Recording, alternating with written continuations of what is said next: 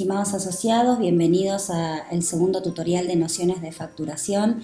Esperamos que lo puedan aprovechar tanto como el primero. ¿Por qué decidimos hacer otro tutorial de facturación? Hemos notado en este último año y medio que al ir mejorando nuestra facturación y acompañando a la misma de un protocolo respaldatorio, han disminuido notablemente la cantidad de débitos. Es por esto que en esta segunda entrega no vamos a hablar ya de temas generales y básicos, eso está en el tutorial 1 de facturación, sino que este segundo tutorial está orientado a motivos de débito frecuentes que continuamos notando debido a ciertos errores en la facturación. El primer punto en el que vemos gran cantidad de débitos son las toalettes quirúrgicas y las colocaciones de bags. Para esto van a ver en pantalla que tenemos varios códigos. Uno que es el clásico de limpieza quirúrgica y el resto que son los específicos de colocación de bag, extracción de bag o recambio de bag. Notamos que se agrega siempre en sumatoria a los códigos específicos de bag el código de limpieza quirúrgica. Esto no se debe hacer, ya que los códigos de colocación de bag, extracción de bag o recambio de bag incluyen la toalette quirúrgica como parte de la técnica. El código de limpieza quirúrgica es un código único que se debe facturar cuando solamente se realiza una toalette y no se va a colocar el bag, y este código de limpieza quirúrgica incluye la toma de biopsias y de cultivos que tampoco debieran agregarse en sumatoria. Otro punto en el que vemos también errores frecuentes son las lesiones de piel. Cuando se resecan lesiones de piel, tenemos en nuestro nomenclador muchísimos códigos. Algunos tienen nombres propios, como la extirpación de nevus, papilomas, lipomas. Y después tenemos otros códigos que son para el cierre plástico, como el colgajo diferido, la acetaplastia, en rostro específicamente y para tumores de cara, es decir, tumores malignos, no un nevus de cara, sino un tumor maligno, tenemos códigos específicos. Y después tenemos códigos para resección de caras o de lesiones múltiples, ya sea, por ejemplo, un nevo en frente, un nevo en dorso y un nevo en un brazo. Entonces, cuando queremos facturar un nevo solamente, tenemos que fijarnos que tenemos un código específico. Cuando se reseca una lesión y a esa lesión se le realiza un cierre plástico, ya sea una acetaplastia o un colgajo diferido, en ese caso tenemos que facturar solamente el cierre plástico, incluyendo en ese código a la exéresis de la lesión. Cuando tenemos lesiones múltiples, como explicaba recién, tenemos código de resección de lesiones hasta 3 y más de 3. Notamos que frecuentemente se factura el código especial B, escarectomías o lesiones cutáneas múltiples, hasta 3, cuando se reseca una sola lesión. Eso está mal, ya que se debe facturar cuando se resecan lesiones múltiples, es decir, hasta 3, pero más de una. Otro tema a tratar son los condilomas. Los condilomas tienen código propio, que son la extirpación de papilomas hasta 5, la extirpación de papilomas más de 5, la resección de condilomas perianales y la resección de condilomas vaginales. No es correcto facturar la resección de condilomas con el código de lesiones cutáneas múltiples. La cirugía de mama es otro ítem a tener en cuenta para la hora de facturar.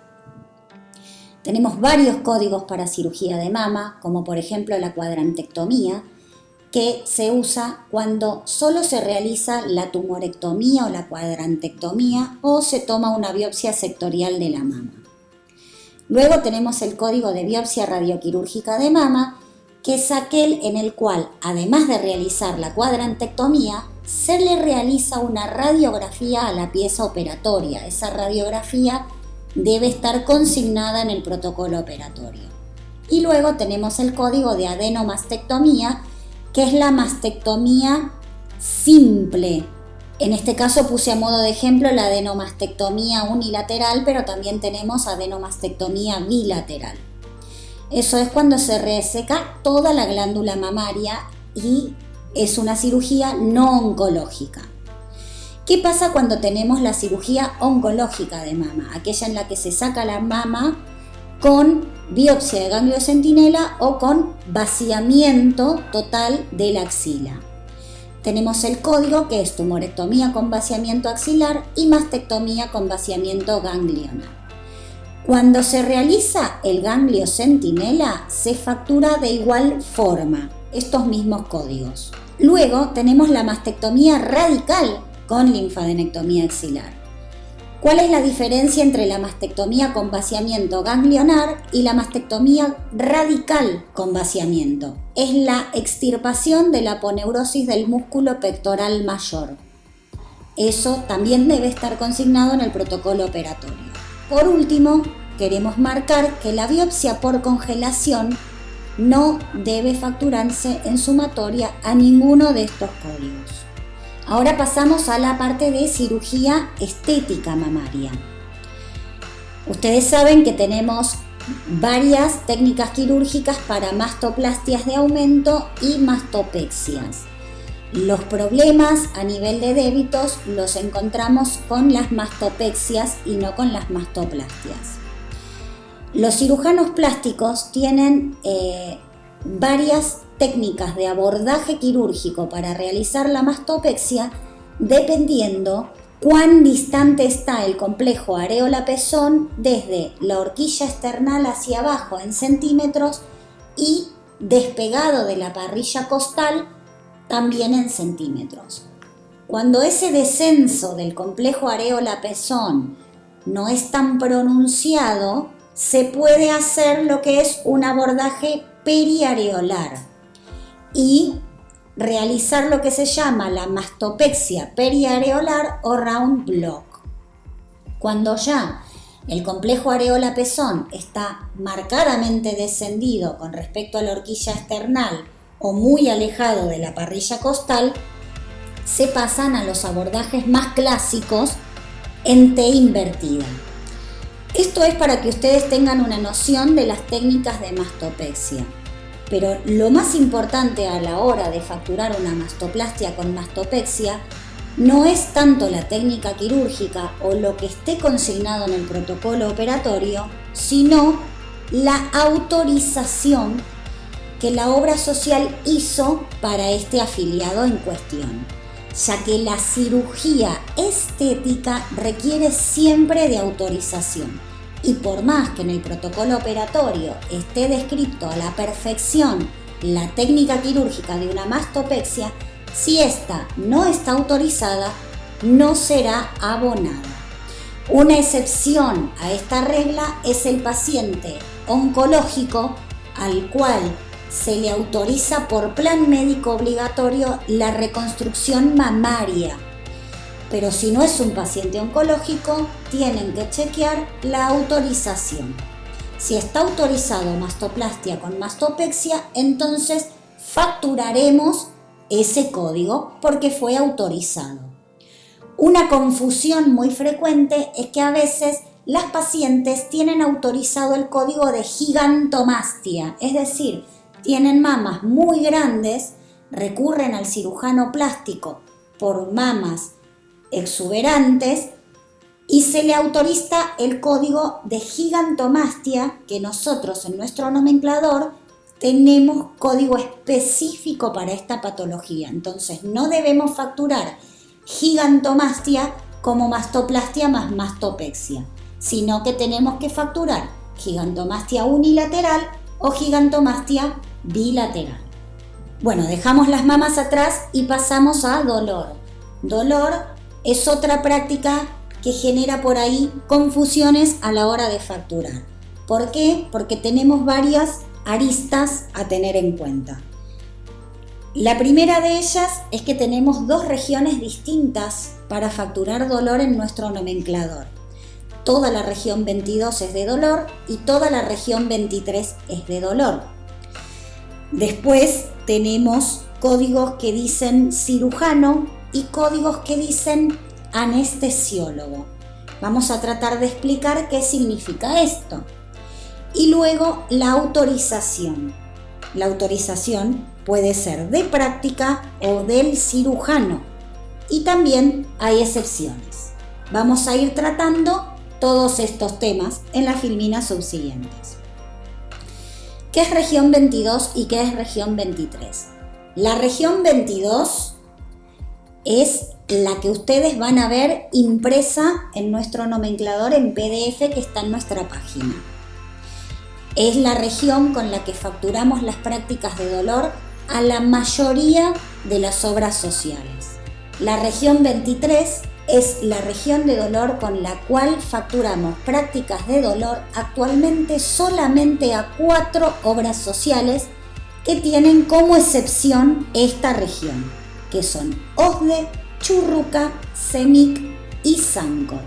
Entonces, si nosotros realizamos una práctica de dolor, lo primero que tenemos que tener en cuenta es a qué obra social pertenece el afiliado para saber si debemos facturar códigos de la región 22 o códigos de la región 23.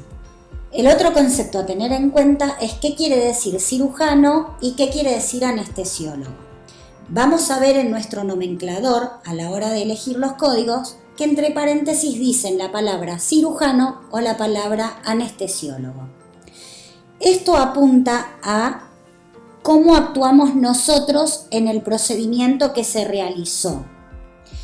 Nosotros tenemos dos tipos de anestesiólogos. El anestesiólogo que fue a realizar el bloqueo, porque es un anestesiólogo especialista en dolor, que hace prácticas de dolor, haciendo las veces, y por esto lo pongo entre comillas, cirujano. Es el anestesiólogo que hace de cirujano. Y tenemos el anestesiólogo que fue a hacer la sedación para este paciente. Ese es el anestesiólogo que hizo de anestesiólogo.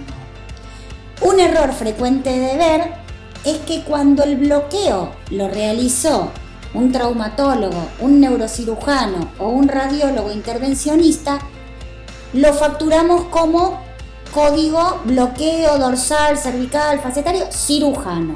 Eso está mal. Los profesionales no anestesiólogos como el traumatólogo, neurocirujano y intervencionista facturan por fuera de la Asociación de Anestesiología y no tienen nada que ver con nuestra práctica.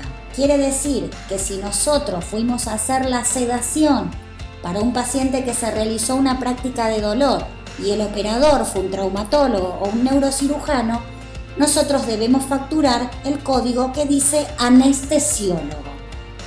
Las prácticas de dolor requieren autorización. ¿Quién debe solicitar esta autorización? El anestesiólogo intervencionista, es decir, el anestesiólogo cirujano. No necesita autorización el anestesiólogo que va a hacer la sedación y que va a facturar código de anestesiólogo. Ahora estamos hablando del anestesiólogo cirujano. Todas las obras sociales exigen una autorización. ¿Cómo se solicita esta autorización?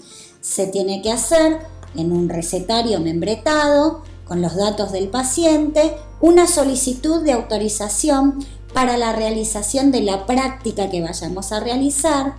Tenemos que aclarar si esta práctica la pedimos con sedación anestésica o no, escribir un pequeño resumen de historia clínica de este paciente, justificando por qué le pedimos autorización para este procedimiento, fecha quirúrgica, lugar de realización de la práctica.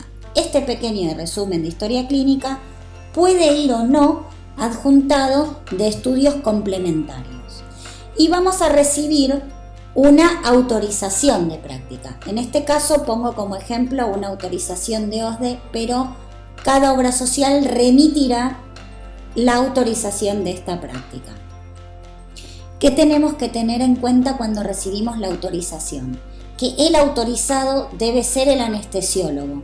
No debemos confundir la autorización sanatorial, es decir, la autorización para el sanatorio donde se va a internar el paciente para hacerse el procedimiento, ni la autorización de los gastos quirúrgicos. No debemos confundirla.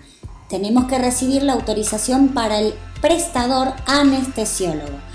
Si ustedes prestan atención, en este ejemplo de autorización de OSDE que yo les traigo, van a ver que en círculo celeste yo subrayo donde dice institución, aparece la Asociación de Anestesiología y debajo en observaciones se autoriza el bloqueo al doctor, y ahí eliminé por una cuestión de privacidad el nombre del anestesiólogo intervencionista al que pertenecía esta autorización. Entonces, en resumen, la autorización para la práctica de dolor la debe solicitar el anestesiólogo intervencionista, que es el que figura como cirujano entre paréntesis, debe enviar la solicitud y debe recibir la respuesta con la autorización, en la cual debe prestar atención que sea la autorización del anestesiólogo y no la sanatorial. Entonces, autorización de práctica siempre. ¿Qué pasa cuando vamos a hacer una sedación a una práctica de dolor? Es decir, somos el anestesiólogo, entre paréntesis, salvando la redundancia, y el operador es un traumatólogo, un neurocirujano o un intervencionista. En este caso le tenemos que preguntar cómo está autorizada la práctica. ¿Por qué? Porque nos encontramos muchas veces con que esta práctica no fue autorizada como una práctica de dolor, sino que fue autorizada como una biopsia, una punción, algún código traumatológico homologado. Nosotros, de todas maneras, como en este caso somos el anestesiólogo, no requerimos autorización previa y vamos a facturar con el código de anestesiólogo. Recordar entonces siempre: estética, fertilidad y dolor son los 3 procedimientos que sí o sí requieren autorización previa. Por favor, para evitar débitos, antes de hacer alguna de estas prácticas, preguntarle al cirujano, sobre todo en estética y en fertilidad, si fueron autorizadas como tal o son honorarios particulares. Excepciones de prácticas de dolor que tampoco requieren autorización son la analgesia peridural en tórax y la quimioterapia intratecal. En las últimas actualizaciones de nuestro nomenclador vigente, estos 2 códigos fueron retirados de las regiones 22 y 23 para evitar el problema de la autorización, ya que estas prácticas no requieren autorización. Otra aclaración que quiero hacer a este respecto es que la analgesia peridural posoperatoria solamente está cubierta en cirugía de tórax. No es correcto facturarla en cirugía abdominal, en cirugía traumatológica. Van a tener débitos a ese respecto porque no está cubierta por plan médico obligatoria. Solamente la cubren en cirugía de tórax. Y recuerden, no empiezan ni con 22 ni con 23. Salimos de dolor y pasamos a otro débito frecuente de observar. Es confundir la coronariografía o CCG con el estudio hemodinámico. La coronariografía es el estudio de la anatomía del árbol arterial, es decir, es una imagen contrastada de la anatomía arterial coronaria. En cambio, el estudio hemodinámico es la toma de presiones, ya sea tensión arterial de la aorta, sistólica o diastólica del VI, la vena cava, la vena pulmonar. Son registros de presiones que se utilizan para diagnosticar diferentes patologías, como ser, por ejemplo, la hipertensión pulmonar. Aquí tenemos el ejemplo gráfico de la diferencia entre una y otra y cómo debe facturarse cada una. La coronariografía se factura con el código de marcapaso o coronariografía y el estudio hemodinámico tiene también su código propio, que es el de cateterismo cardíaco. Cirugía de varices. Este es otro tópico que traemos porque seguimos observando débitos frecuentes en este tipo de cirugías. Este tipo de cirugías se realiza a través de distintos abordajes. Son vías de abordaje complementarias. Este es un tema que tratamos en el primer tutorial de nociones de facturación, en el que hablábamos de que distintas vías de abordaje, si son complementarias para tratar una misma patología en un mismo órgano, deben considerarse de todas maneras al 50%, aunque fueran distinta vía de abordaje. Para el que no lo tiene tan fresco esto, les recomendamos volver al primer tutorial. En la cirugía de varices tenemos varios códigos que siempre se facturan en sumatoria. Uno es el de la safenectomía, ya sea unilateral o bilateral, y otro es el de la microcirugía, también unilateral o bilateral. La safenectomía siempre corresponde al 50%, porque es la de menor valor y es un procedimiento por distintas incisiones complementario para tratar una misma patología, que es la insuficiencia venosa crónica, en un mismo órgano, que es la pierna. Por último, la operación de Linton-Cocket no debe sumarse al código de microcirugía. Otro error frecuente de observar es la sumatoria de códigos, ya sea en procedimientos diagnósticos y en procedimientos terapéuticos. Los procedimientos diagnósticos incluyen la toma de biopsia, muestra o cultivo, es decir, no debemos facturar endoscopía digestiva alta más toma de biopsia, endoscopía respiratoria o laparotomía más toma de biopsia, ¿sí? Ese procedimiento diagnóstico ya incluye la toma de biopsia, porque entramos para hacer un diagnóstico y nos fuimos. Entonces la práctica ya está contemplando el gesto de la biopsia o el cultivo, porque es con fines diagnósticos. Ahora, ¿qué pasa cuando hacemos un procedimiento en el cual entramos a hacer un diagnóstico y terminamos haciendo algo que fue terapéutico? Bueno, en ese caso ya lo diagnóstico no debe sumarse, fue superado por lo terapéutico y vamos a facturar solamente el gesto terapéutico. Por ejemplo, hicimos una angiografía, vimos que la arteria estaba tapada y terminó en angioplastía. Bueno, facturamos solamente la angioplastía. No facturamos angiografía más angioplastía. O venografía más colocación de filtro de vena cava. Facturamos solo la práctica terapéutica. Otro débito frecuente es las pielografías y los ureterorrenodiagnósticos sumados a las colocaciones, extracciones de JJ o litotripsias. Son condición sine qua non de realizar para el procedimiento terapéutico al que se llegó. Por este motivo es que no debemos facturarlos. Les pongo otros ejemplos como el estudio electrofisiológico y la endoscopía cuando se colocan stents. Nosotros tenemos códigos de colocación endoscópica de stents que justamente ya incluyen la endoscopía. Para finalizar, ponemos en esta presentación un InfoArba que salió en noviembre del 2019, en el que les pedimos su colaboración. Notamos que, como les decía al principio, cada vez somos más los socios que adjuntamos el protocolo operatorio en nuestra boleta. Actualmente el 43% de nuestros asociados facturan con protocolo y eso hace que nosotros desde la auditoría podamos defender y entender mejor la práctica facturada por el socio. Es por eso que es tan importante, así como aprender a facturar, adjuntar la documentación para que entre todos podamos disminuir cada vez más los débitos.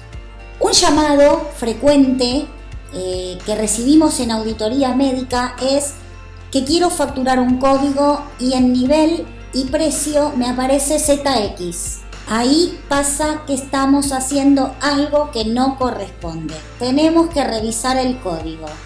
¿Qué puede suceder? Puede suceder que, por ejemplo, estoy facturando, en este ejemplo yo les pongo que estoy facturando una práctica de dolor para OSDE y en lugar de poner el código 23, estoy poniendo el código 22. Entonces, como es un código excepcionado para OSDE, no me va a dar el valor. Muchas veces puede ser que yo no actualicé mi iCarPress y entonces me aparece un código que elegí que en realidad fue dado de baja, que ya no está más y por eso no me lo valoriza. Conclusión y recordatorio: cuando me aparece ZX en el CarPress, tengo que revisar el código que estoy poniendo. En nuestra página www.arba.org van a encontrar el acceso a nuestro portal. En nuestro portal van a encontrar una solapita que es la de listado de débitos. Allí van a poder revisar y controlar sus débitos. Recomendación es que descarguen el PDF del listado de débitos para entender mejor. Y por último, les muestro dónde están los tutoriales que estamos subiendo para mejorar cada vez más entre todos. Están en nuestra página de internet, última solapa a la derecha, administración y facturación, tutoriales de facturación y portal. Allí van a encontrar este y los tutoriales anteriores. Canales de comunicación. Hay varios mails. A veces nos confundimos a quién escribirle para qué y a dónde. Nuestra casilla de correo de auditoría médica es auditoriamedica@anestesiologo.org. Resalto esto porque es fácil de confundir con el de auditoría administrativa.